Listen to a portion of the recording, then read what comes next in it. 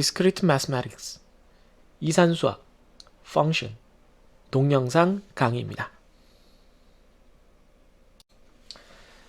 네, 학기 말을 향해 가는 시점에 동영상을 또 찍고 있습니다. 학생 여러분들에겐 당연히 좋은 소식이 아니죠. 네, 이 자식이 뭘 자꾸 포기하지 않고 우리한테 뭘 더 꾸겨 넣으려고 자꾸 저러나 그렇게 생각할 수 있는데 맞고요. 네, 그런 뜻이죠, 정확히.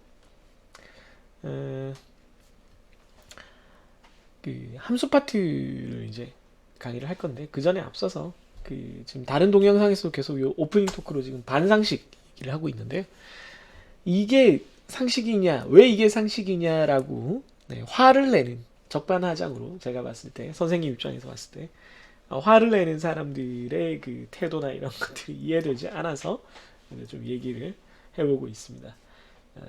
커뮤니티에선 2020년 상반기 기준으로 야 요즘 이런 게 상식이라고 논쟁이 된대라는 그 내용들을 이제 10대 논쟁이라고 누가 모아놨는데 그걸 좀 같이 한번 보고 있는데 몇 개 마저도 보도록 하겠습니다.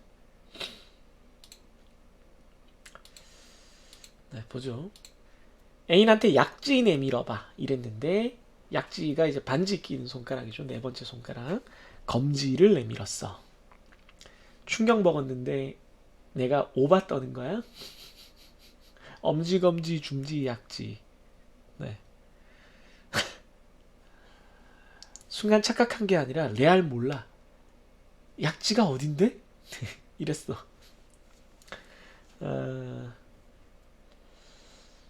이게 단어니까 모르는 게 좀 이상하기는 해요. 뭐 저는 이상하다고 생각을 해요. 그런데 모르겠습니다. 반응이 어떻게 되네. 몇 살인데? 22살. 오, 익명이니까 말하는 건데 가끔 약지랑 새끼 헷갈리. 나도 이러는데. 이게 뭐 좋게 생각을 해볼게요. 일단은 이해를 하는 데까지는 해보고 이제 우리가 상식 논쟁의 태도나 이런 것들을 문제를 삼아야 되니까 이 남자친구가 이게 글을 쓴 게 여성일 것 같은데 인스티즈인 것 같으니까 인스티즈네요. 여성이 많은 커뮤니티니까 그러면 약지 내밀어봐라고 한 게 아마 반지 맞추려고 그랬을 수도 있을 것 같아요. 약지 반지 보통 왼손 네 번째 손가락에 우리가 반지를 많이 끼니까 저도 학교 와서는 이제 키보드에 올려놓긴 하지만 늘 이제 결혼하고 12년 동안 늘 반지를 끼고 다니는데 수업 시간에 보면 제가 반지를 끼고 있을 거예요 보통. 그 반지 치수를 이제 알려면은 요 손가락 굵기를 알아야 되는데 이게 검지랑 좀 그 굵기가 비슷하긴 한데 좀 다른 경우가 있어요. 사람에 따라서 특히 남자들 같은 경우에 특별히 마디가 굵거나 그런 경우가 있어서 그러니까 좋게 생각하면 이분이 전 여친이 없나 봐요. 전 여친이 없거나 전 여친이랑 반지를 안 맞춰본 거야. 그래서 약지가 뭐지? 이렇게 생각을 하는 거야. 약지가 어딘데? 저 같으면 몰라도 여기 말하는 거지? 뭐 이런 식으로 넘어갔을 거예요. 왜 아니면 왜 반지 맞추게? 뭐 이렇게 좀 넘겨 짚어서라도 이렇게 넘어갔을 것 같은데 뭐 좀 뭐 그냥 고지고대로 말하는 성격이었다라고 생각해요. 이것도 당연히 상식인데 다행히 이 남자친구의 태도가 뭐 그걸 이게 상식이란 걸 부정하거나 그러지는 않은 것 같으니까 다만 여자친구가 충격을 먹었다는 거니까 좀 정상 참작의 여지는 있지 않나 뭐 그렇게 생각을 합니다. 하나만 더 보죠. 하나 더 보죠. 영국이 섬, 이거 히트죠. 이게 진짜 그 제가 봤을 때 그 상식 논란에 거의 뭐 탑3 안에 들었던 유명한 사건이에요. 제 기억으로는. 영국이 섬인 걸 모를 수도 있어? 대학생인데 좀 띠용했다. 댓글이 이제 환장하는 거죠. 모를 수도 있지 무식하다고 하는 댓글 좀 어이없네. 똑똑해서 좋겠다. 흥흥. 응 몰라 배운 적 없으니까. 외국 여행 한 번도 안 가봐서 외국에 관심도 없고 세계지리 같은 거 배운 적 없음. 응, 난 몰랐어. 무식해서 미안해. 이걸 굳이 알아야 하는 것도 아니고 무식하다고 하기엔 좀. 모르는 사람이 더 많으니까 상식이 아닌 것 같은데. 참고로 나도 배운 적 없어. 아, 물론 그 많은 남학생들, 남자들, 저를 포함해서 들도 그 지리를 꼭 어떤 그 수업 시간에 배우는 것 외에 뭐 제가 어릴 때 같으면 대항해 시대 같은 게임이나 요즘 만약에 학생들 같으면 뭐 크루세이더 킹즈나 문명 이런 게임들 때문에 세계 지리를 더 잘 알게 되는 경우도 꽤 많을 거예요. 그 명칭이나 특히 이런 것들을. 아니면 축구팀들 보면서 도시 이름을 알게 되거나. 그렇지만 이거는 세계 지리를 배워야 되는 문제가 아니고요. 초등학교 때 그냥 상식적으로 뭐 세계 여러 나라에 대해서 배우고 우리가 알게 될 때, TV에서 그냥 이렇게 보면서 알게 될 때 알게 되는 상식이에요. 이건 진짜 그냥 상식이에요. 이거를 굳이 알아야 한다? 몰라야 한다? 그럼 도대체 굳이 알아야 되는 거의 범위가 어디인지 굳이 알아야 돼. 대학생이잖아요, 지금 보니까. 대학생인데 좀 띠용이니까. 이걸 중고등학생이라도 좀 띠용한데, 대학생이 이걸 모르는 것도 띠용스럽고, 제가 이걸 봤을 때 충격을 다시 되살려보면, 그걸 모르는 거를 굳이 알아야 되느냐, 대학생이. 모르는 사람이 더 많지 않아? 라고 얘기하는 거는, 이걸 안 배웠으니까 모른다? 그럼 뭐, 스마트폰 쓰는 법은 뭐, 안 배웠는데 어떻게 아나요? 스마트폰 뭐 나는 쓸 일이 없어서 뭐 쓸 줄 모른다 뭐 남들 다 아는 멜론 사용법 난 모른다 멜론 안 써봐서 그럴 수도 있죠. 근데 그게 평범하지 않은 일이라는 거는 어느 정도 다들 납득을 할 거란 말이에요. 20대의 대학생들에게. 근데 이걸 이렇게 비꼬면서 받아들인다는 게 너무 충격적인 거예요.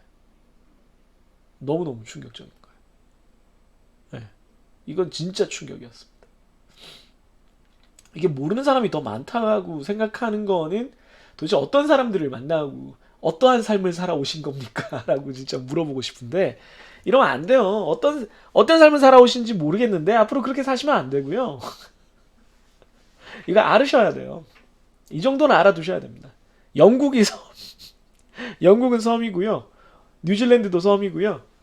호주는 이제 우리가 보통 큰 섬 혹은 대륙이라고 부르지만 어쨌든 바다에 둘러싸여 있는 건 맞고요. 일본도 섬입니다. 참고로. 네. 해외여행 해외여행은 영국까지 갈 일이 적기는 하죠.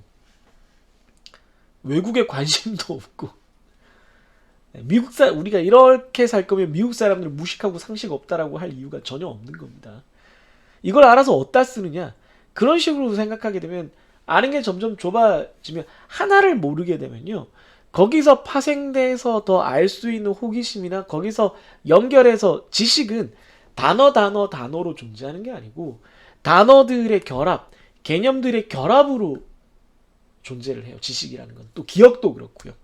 그냥 우리가 단어를 외울 때 안 외워지는 이유 자체가 그냥 단어를 단어로 외우려고 그래서 그러는 거예요. 그래서 문장으로 외우라고 하는 것도 이 단어가 요런 상황에서 요런 느낌으로 쓰여가지고 요럴 때는 요렇게 쓰고 어떤 다른 것과 연결이 되면서 기억이 되는 거예요. 기억은 기존에 잘 구축된 어떤 다른 기억들의 새로운 걸 이렇게 링크를 시키면서 일어나는 거거든요. 그러니까 지식을 기억의 형태라고 우리가 생각을 한다면 기억의 형태가 아닌 것도 있지만 그러니까 이건 몰라도 돼 저것도 몰라도 돼 이렇게 하면은 여러분들은 뭔가를 새로 알 수 있는 기반 링크를 거의 안 만들고 있는 거예요. 그럼 새로운 걸 배울 수가 없어요. 이건 몰라도 되고 저건 몰라도 되고 진짜 필요한 것만 알면 되지. 그럼 진짜 필요한 걸 배울 때 수많은 비유나 다른 것들과의 연결을 통해서 그걸 지식을 전달하려고 그 지식을 공급하는 정보 공급자가 시도를 할 텐데 저 같은 선생님이나 뭐 인터넷 동영상의 유튜버나 뭐 사람들이 그렇게 시도를 할 텐데 그 링크를 여러분들이 받아들일 수가 없어요. 저게 뭔 말이지? 뭐 왜 비유를 해? 그냥 설명하면 되지. 아주 단순한 것도 다 비유를 통해서 설명하고 있는 거예요. 여러분들이 그걸 알고 있으니까 그건 내가 아는 거니까 그게 비유이거나 뭐 그런 거라고 생각을 안 하고 있을 뿐이지 다 비유나 어떤 다른 거에 연결을 시켜서 설명하고 있는 거예요. 그 연결되는 지점이 진짜 부족한 사람은 그걸 이해를 못해요. 그걸 우리가 학습 능력이라고 부르기로 했어요, 여러분. 그러니까 그걸 다 모르면 학습 능력이 없는 거예요. 그러니까 대학생이 그런 말을 하면 안 되지. 네, 답답해서 약간 피치를 올렸습니다. 진짜 이거 봤을 때 너무 충격적이었어요. 이 댓글 봤을 때. 띠용합니다, 진짜. 우리 학생들은 이런 태도가 아니기를 바라는 수밖에 없겠죠. 동영상 강의를 하겠습니다. 제가 뭐 네, 펑션 말 그대로 함수입니다. 함수. 펑션을 기능이라고 부르면 문과고 물론 기능이라고 이공계에서도 쓸 일이 있지만 함수라고 부르면 이제 공대라는 그런 농담도 있었죠. 그래서 인트로덕션 시작부터 한번 같이 보도록 하죠. 소개를 한번 해보도록 하겠습니다. 함수의 정의는 f라는 펑션은 f를 우리가 펑션이라고 이렇게 부르는데 x라는 집합에서 y라는 집합으로의 이게 뭐죠? 예, 연결 릴레이션입니다. 그러니까 릴레이션의 일종이에요. 그러니까 펑션은 릴레이션의 한 종류입니다. 네, 이렇게 볼 수가 있어요. 그래서 당연히 릴레이션의 일종이기 때문에 릴레이션이 카르테지안 프로덕트, 데카르트 곱의 부분집합이니까 네, 펑션도 네, 데카르트 곱의 부분집합이라고 볼 수가 있고요. 당연히 이제 릴레이션에서 배웠던 것처럼 x는 도메인이고 y는 코도메인이고 네, 그 중에 y 중에 실제로 사용되는 연결이 되는 놈을 우리가 레인지라고 부르고요. 특히나 펑션은 요런 꼴로 써요. y를 f에다가 x, 그러니까 x에서 y로 가는 건데 x의 집합에서 어떤 원소를 넣으면 그거에 대응되는 y가 이렇게 표현된다라는 식으로 표현을 해요. 그래서 함수의 표현법은 다른 거랑 네, 그래서 약간 다르다. 네, 이 부분을 좀 알아두시면 되겠고요. 그래서 실제로 함수에서 그 결과값을 가지는 연결이 되는 코도메인 공역의 원소들을 모아놓은 걸 우리가 레인지, 치역이라고 부른다라고 했습니다. 그래서 그 릴레이션에서 배웠던 거랑 똑같이 정의역, 공역, 치역, 네, 레인지. 도메인, 코도메인, 레인지라고 제가 많이 할 거예요. 한글보다는, 한국어보다는. 자, 그런데 함수랑 레인지랑 다른 점은 뭐냐면, 함수랑 레인지랑 다른 점은 뭐냐면, 모든 정의역의 모든 원소에 대해서 반드시 릴레이션이 있어야 돼요. 릴레이션이 있어야 되고 또 하나는 제가 이걸 오타를 냈네요. 여기에 예, 요게 아니고 여기 느낌표가 들어갑니다. 이렇게 되면은 반드시 있어야 되고 딱 하나 있다는 뜻입니다. uniquely exist. 딱 하나 존재.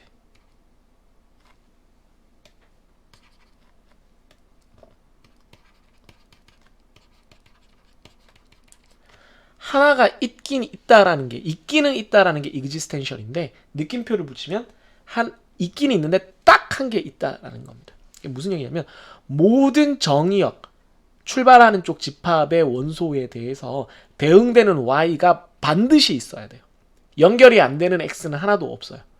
반드시 있어야 되는데 딱 하나만 있어야 돼요. 그래서 이걸 다른 식으로 표현을 하면 지금 아래쪽에 이렇게 지금 제가 이미 예제를 만들어 놨지만 출발하는 쪽 집합에서 각각의 원소들을 활을 들고 있는 궁수라고 생각을 하면 이 궁수들은 모두 다 활을 무조건 쏴야 되는데 화살이 한 발씩밖에 없어요. 그럼 어디론가 가서 Y에 가서 맞긴 맞아야 돼요. 단 한 군데에 두 개의 화살이 맞는 건 상관없어요. 안 맞는 사람이 있는 것도 상관없어요. 다만 출발하는 쪽에서는 모든 사람이 화살을 쏴야 되고 딱 하나씩만 쏴야 된다는 거예요. 그게 릴레이션에서 함수로 넘어갈 때의 차이입니다. 릴레이션은 함수는 릴레이션의 그 특정한 어떤 경우인데, 그러니까 릴레이션이 이만큼 있으면 펑션은 그 중에 일부분인데 왜 일부분이 되냐면 이런 조건들이 추가가 되기 때문이에요. 네. 그래서 예제를 한번 보면 x라는 집합이 x1, x2, x3, x4를 가지고 y라는 집합이 y1, y2, y3, y4를 가져요. 그래서 함수가 정의됐는데 x1이 입력되면 y1이 나오고 x2가 입력되면 y4가 나오고 x3는 y1, x4는 y2가 나온다라는 게 정의가 되어 있어요. 그럼 그걸 가지고 우리가 앞에서 살펴본 그 릴레이션 그리는 그 방법 중 네 가지 중에 첫 번째 거 에로 다이어그램을 그리면 이런 형태가 되죠. 펑션은 참고로 에로 다이어그램을 많이 그려요. 물론 펑션도 릴레이션이기 때문에 다른 다이어그램을 얼마든지 그릴 수 있습니다만은 가장 많이 그리는 건 역시 에로 다이어그램입니다. 그래서 보면 요걸 이제 그린 게 요 오른쪽과 같은 건데 y1에 도착하는 게 두 개나 있어요. 네, 상관없어요. 그러니까 같은 곳에 이렇게 두 개가 와도 상관없어요. 다시 한번 말씀드리지만 x1, x2, x3, x4가 입력값으로 한 번씩만 쓰여요. 그 x 원소 중에 안 쓰이는 게 없어요. y 원소 중에는 안 쓰이는 게 있어요. 그건 상관없어요. 다시 한번 말하지만 기준이 어디라고요? x 쪽입니다. x의 모든 원소는 반드시 사용돼야 되고 그래서 그 결과값이 각각 하나씩만 있어야 돼요. 네. 연결선이 하나씩만 존재해야 됩니다. 그게 함수의 정의입니다. 그러니까 컴퓨터 생각하면 돼요. 여러분들 계산기 생각하면 돼요. 입력할 수 있는 모든 값을 입력하면 결과값이 무조건 나와야 되고 그러니까 자판기 생각하면 돼요. 자판기를 생각해도 됩니다. 버튼이 여러 개 있잖아요. 무슨 버튼이든 누르면 음료수가 나오긴 나와야 돼요. 꽝인 버튼이 있으면 안 돼. 그 다음에 버튼을 눌렀을 때 음료수가 하나가 나와야지 콜라도 나오고 환타도 나오고 이러면 안 돼. 하나만 나와야죠. 이해돼요? 이 버튼에서 콜라 나오고 저 버튼에서 콜라 나오고 그건 상관없어요. 그런 경우 있잖아요. 자판기. 그렇기 때문에 자판기나 활을 쏘는 궁수를 생각하면 되겠습니다. 그래서 이 경우에 이 예제에서 도메인, 코도메인, 레인지를 쓰면 도메인은 X 전체, 코도메인은 Y 전체인데 레인지는 Y3가 안 쓰였으니까 그걸 빼고 Y1, Y2, Y4 이렇게 세 개가 되겠습니다. 이해됐죠? 릴레이션을 다시 이제 되짚어가면서 기억을 되살리느라고 설명을 좀 길게 한 거지 펑션은 릴레이션을 이해하고 있다면 부가적으로 붙는 조건 하나만 달라지는 거예요. 그것만 이해하시면 되겠습니다.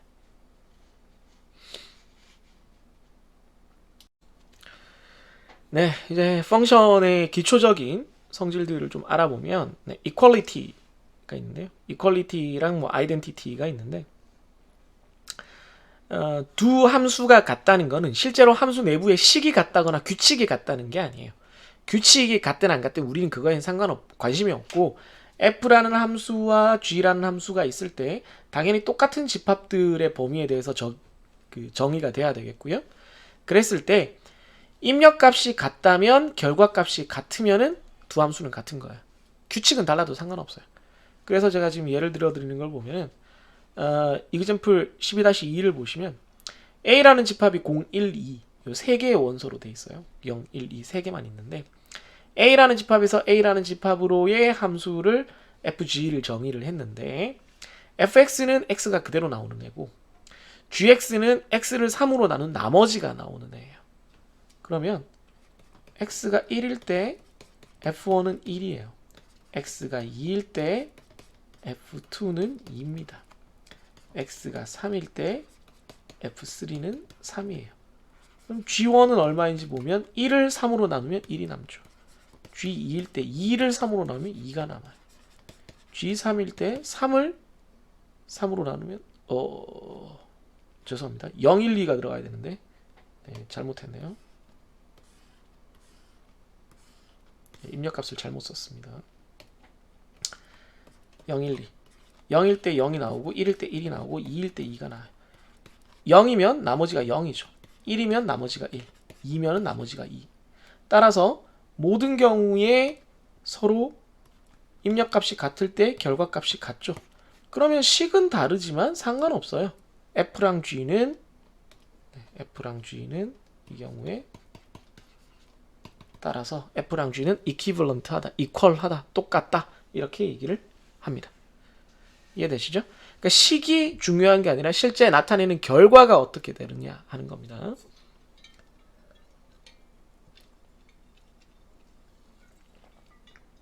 다음 identity function.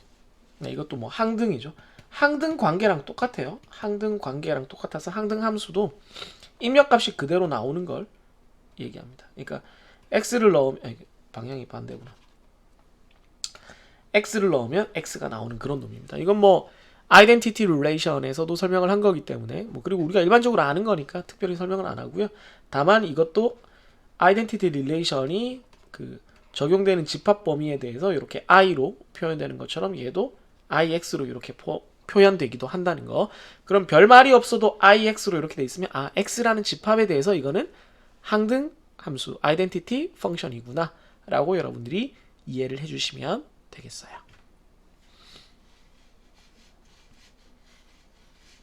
어디 갔니?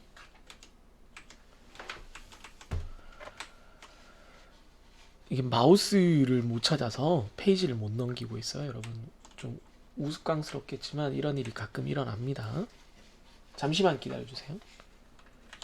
어디 간 거야 마우스?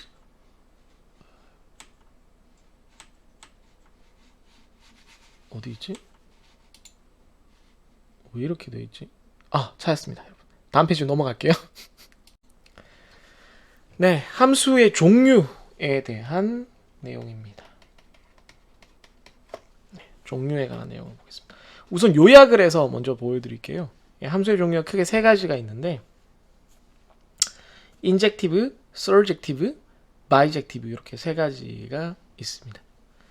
그래서 인젝티브 펑션은 우리가 보통 원투원 펑션이라고 불러니까 1대1 함수라고 부릅니다. 인젝티브 펑션. 서젝티브 펑션을 onto 펑션이라고도 부릅니다. 이렇게 교재에 따라서 이렇게 두 가지 용어를 다 써요. 바이젝티브는 인젝티브와 서젝티브가 다 적용되는 거라서 바이젝티브고요. 바이가 양쪽이라는 뜻이죠. 네. 그래서 one-to-one correspondence function이라고도 부릅니다. one-to-one correspondence. 그래서 one-to-one이랑 one-to-one correspondence는 달라요. 그래서 혹시 이런 표현을 본다면 이게 다르다는 걸 기억해 두십시오. 그럼 요 세 가지를 우선 자세한 정의나 이런 개념을 다루기 전에 그림으로 그냥 쓱 설명을 한번 드릴게요.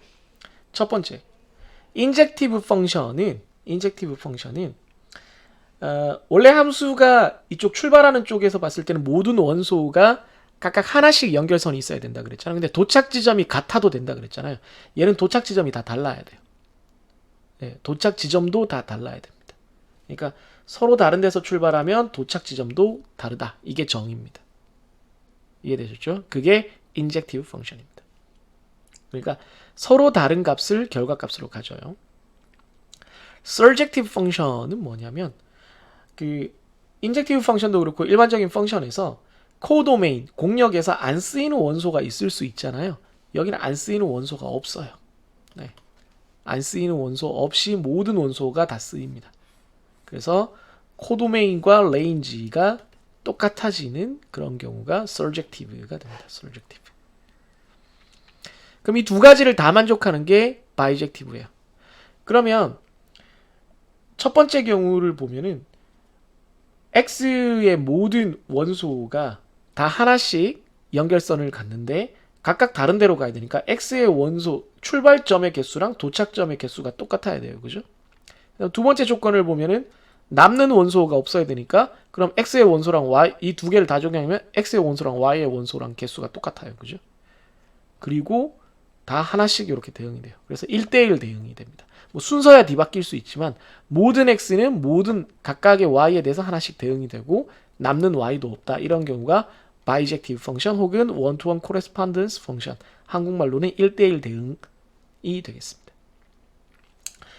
이게 왜 한국말로 안 하냐면 이거는 1대1 함수고요. 인젝티브 펑션은 번역을 하면 바이젝티브는 1대1 대응 함수예요. 그래서 말이 되게 헷갈려요. 그래서 옛날 제가 가르쳤던 강의 교재에서는 이걸 인젝티브, 서젝티브, 바이젝티브 대신에 밑에 있는 것처럼 one-to-one function, on-to function, one-to-one correspondence 혹은 one-to-one correspondence function 이렇게 불렀는데 그게 너무 1번과 3번이 너무 헷갈리는 거예요. 그래서 이제 이번 학기부터는 인젝티브, 서젝티브, 바이젝티브로 용어를 바꾸도록 하겠습니다. 그러니까 이거 둘 다 쓰는 용어고 지금 제가 쓰려는 용어가 더 널리 쓰이긴 해요, 사실. 네, 같이 한번 이제 보도록 하죠. 네, 펑션 함수의 성질들을 보겠습니다. 방금 전에 살펴본 함수의 종류에 따른 성질들을 이제 하나씩 살펴볼 건데요. 먼저 나왔던 인젝티브부터 먼저 한번 보죠. 인젝티브 펑션은 아까 얘기했던 것처럼 x의 출발 지점이 다르면 도착 지점이 다르다라는 거예요. 그래서 그게 정의입니다. 기본 정의는 위에 적은 것처럼 x1, x2가 서로 다르면은 입력값이 서로 다르면은 결과값인 fx1과 fx2도 서로 다르다라는 겁니다. 도착 지점도 무조건 달라야 된다라는 건데 이걸 이제 우리가 앞에서도 봤지만 이대로 이해 안 하고 다르게도 표현을 늘 할 수가 있죠. 어떻게? 콘트라포지션으로 그러니까 대우를 통해서 우리가 표현을 해볼 수도 있는 거죠.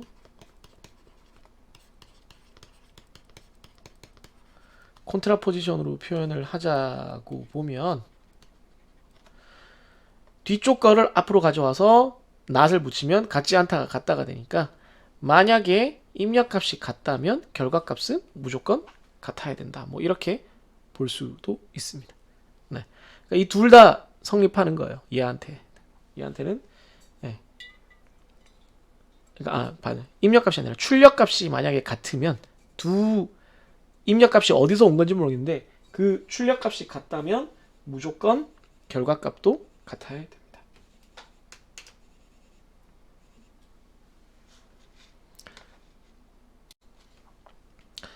예제를 같이 한번 보죠. 예제를 보면 좀 더 이해가 잘 됩니다. 그러니까 입력값이 다르면 출력값이 다르다. 혹은 출력값이 같으면 입력값이 같다. 이런 식으로 우리가 살펴볼 수 있는데 그걸 통해서 한번 보도록 하겠습니다.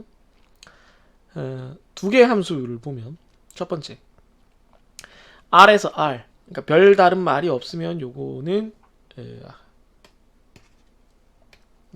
실수 집합을 말하는 거죠. 실수 리얼 넘버에서 리얼 넘버로 향하는 그런 함수 펑션을 만들었는데 fx가 2x 플러스 1 이제 우리가 잘 아는 중고등학교 때 아주 익숙하게 봤던 그런 형태의 함수입니다.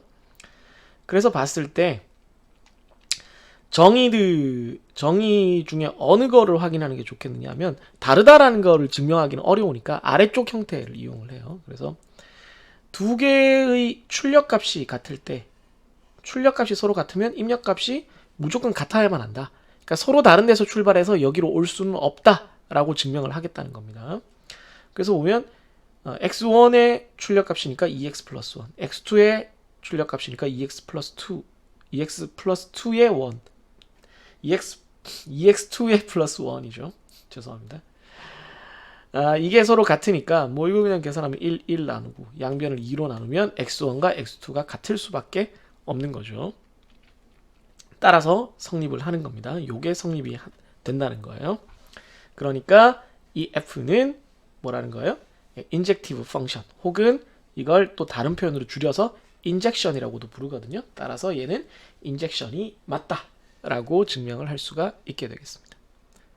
두 번째 예제를 보면 이번에는 n에서 n, 즉 자연수 집합을 말하는 거죠. 네. 자연수 집합을 기준으로 생각을 해보자는 겁니다. 자연수. 그래서 gn이라는 함수를 만들었는데 n 모두 6이에요. n 모두 6. n을 6으로 나눈 나머지 값을 의미하는 거죠. 그랬을 때 gn1과 gn2가 같으면 n1과 n2가 같아야 되는데 뭐 이건 뭐 당연히 안 될 걸 여러분들이 뻔히 알고 있겠습니다만은 n1에다가 1을 넣고 n2에다가 13을 넣으면 둘 다 6으로 나눠서 나머지가 1이 남거든요. 네. 그죠? 둘 다 1이에요. 그러면 그 서로 입력값이 다른데 입력값은 1과 13인데 다른데 결과값도 달라야 되는데 결과값이 같아졌어요. 따라서 첫 번째 형광펜으로 그은 요 정의 두 개 중에 위쪽 거를 어기는 카운터 이그젬플이 돼버립니다. 이거를 어긴 거죠. 이거에 대한 카운터 이그젬플이 됐으니까 발레가 돼서 false 이 함수는 인젝티브 펑션 혹은 인젝션이 아니다 라고 얘기를 할 수가 있겠습니다. 쉽죠? 네, 여러분들 실제 함수 형태를 이렇게 예제로 보여주니까 뭐 별건 아니죠, 그죠? 네, 별로 대단한 건 아닙니다. 천천히 이렇게 예제를 따라오시면 돼요. 다시 한번 보시고요, 동영상을. 네, 인젝티브에 이어서 이제 surjective function 혹은 surjection이라고 불리는 거의 정의를 한번 보도록 하죠. surjective function의 정의는 아까도 말했지만 버려지는 y의 원소가 없다고 그랬으니까 모든 코도메인 공역의 y 원소에 대해서 이거에 대응되는 x가 반드시 존재한다는 거예요. 그러니까 거꾸로 화살표가 도착한 쪽을 기준으로 봤을 때 모든 y 집합의 원소에 대해서 화살표가 다 도착을 한다. 그러니까 버려지는 게 없다. 그 얘기를 수식으로 그냥 쓴 겁니다. 이것도 뭐 그냥 예제 보면 쉬워요. 이건 진짜 인젝티브에 비해서 이게 조금 더 쉬운 것 같은데 그것도 예제를 한번 두 개를 만들어 놨으니까 보시죠. Proof of surjection 보면 surjection 보면 역시나 실수에서 실수의 집합. 아까 그 example 1203에서 만든 그 두 개의 함수를 그대로 쓰고 있습니다. 제가 이 공통으로 예제를 적용하기 위해서 나름대로 늘 이렇게 고민해요. 저 이렇게 애쓰는 사람이에요.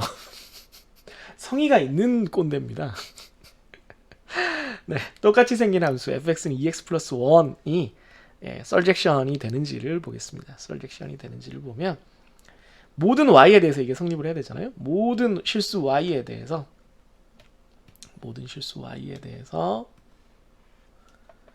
어떤 실수 x가 존재를 해야 돼요. such that 이 y를 만들 수 있는 입력값이 존재를 해야 됩니다. 그러니까 y가 2x 플러스 1이니까 모든 y에 대해서 x는 나누면은 y-1을 2로 나눈 거잖아요. 그러니까 y에 어떤 실수를 넣든 이렇게 되는 x는 실수로 존재를 하죠. 실수 집합 안에 존재를 합니다. 따라서 true예요. 그냥 이렇게만 얘기하면 됩니다. 간단하죠, 그죠? y에 어떤 실수를 넣더라도 y 빼기 1도 실수고 그걸 2로 나눈 것도 실수니까 x도 실수입니다. 그게 실수 집합 안에 존재를 합니다. 따라서 이 함수는 surjection이 되겠습니다. 간단하죠? 네. 두 번째, 자연수에서 자연수로 이어지는 정의되는 gn이라는 함수를 보면 gn이라는 펑션을 보면 n 모드 6이었죠. n 모드 6, n을 6으로 나눈 나머지 값을 출력으로 갖습니다. 그럼 모든 지금 자연수니까 자연수에 대해서 결과값이 gn이 되는 이렇게 어떤 입력값 small n이 존재를 해야 돼요. 자연수에. 그런데 예를 들어 모든 자연수 n에 대해서 존재를 안 해요. 왜냐하면 8이라는 자연수를 넣으면 이게 n 모드 6니까 6으로 나눈 나머지인데 6으로 나눈 나머지에 5보다 큰 정수 6, 7, 8, 9는 없어요. 그죠? 6, 7, 8, 9, 10, 11 얘들은 없어요. 존재할 수가 없기 때문에 자동으로 카운터 example이 됩니다. 존재하지 않아요. 그러니까 정확히 말하면 이렇게 쓰는 거죠. such that gn은 n 모드 6는 8이 되는 것이 존재하지 않는다. 네, 존재하지 않으니까 왜? 이거 뭐 굳이 또 더 쓰라면 왜냐하면 n 모드 6는 6보다 작기 때문에 네, 이렇게 쓰면 되는 거죠. 그래서 카운터 example를 찾았으니까 얘는 surjection 혹은 surjective function이 될 수 없는 그런 함수가 되겠습니다. 그래서 얘는 no가 되는 거죠. 이해됐나요? 네.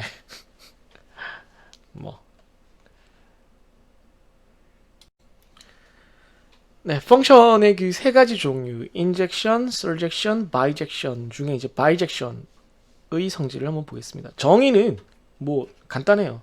간단합니다. 아까도 봤지만 인젝티브 하면서 surjective 하면 돼요.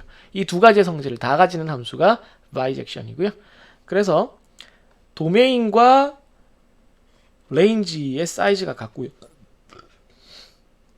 레인지와 코도메인도 같아요. 그러니까 도메인, 레인지, 코도메인이 다 크기가 다 똑같아요. 원소의 개수가 다 똑같다는 겁니다. 이 사이즈라는 게 원소의 개수입니다. 원소, 그러니까 element의 집합의 크기니까요. 집합의 크기가 다 똑같다는 겁니다.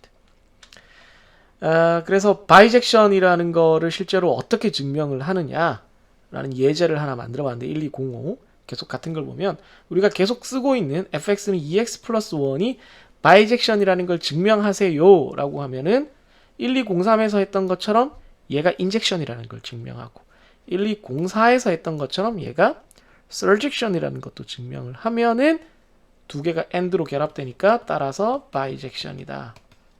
네, 이렇게 증명을 완료할 수 있습니다. 더 이상 설명할 게 없어요. 이걸로 끝나는 겁니다. 그래서 세 가지 종류에 대해서 지금 얘기를 했잖아요. 세 가지 종류. 네. 인젝션, 설젝션, 바이젝션. 이 세 가지 종류가 있는데 인젝션이 이제 처음에 나오긴 하는데 제일 어렵고요. 설젝션은 좀 쉽고 바이젝션은 두 개 결합하는 거니까 되게 쉬워요. 네. 그러니까 바이젝션은 우리가 1대1 대응이라고 한국어로는 많이 얘기를 하는데 X의 모든 원소가 Y의 모든 원소랑 대응은 되는데 뭐 이렇게 순서가 뭐 뒤바뀔 수는 있고 그렇지만 무조건 다 대응이 되는 그런 경우예요. 하나도 빠짐없이 X도 빠짐없이 Y도 빠짐없이 그렇게 대응되는 거, 겹치는 것도 없고 이렇게 되는 경우를 말한다 라고 여러분들이 기억을 하시면 되겠습니다.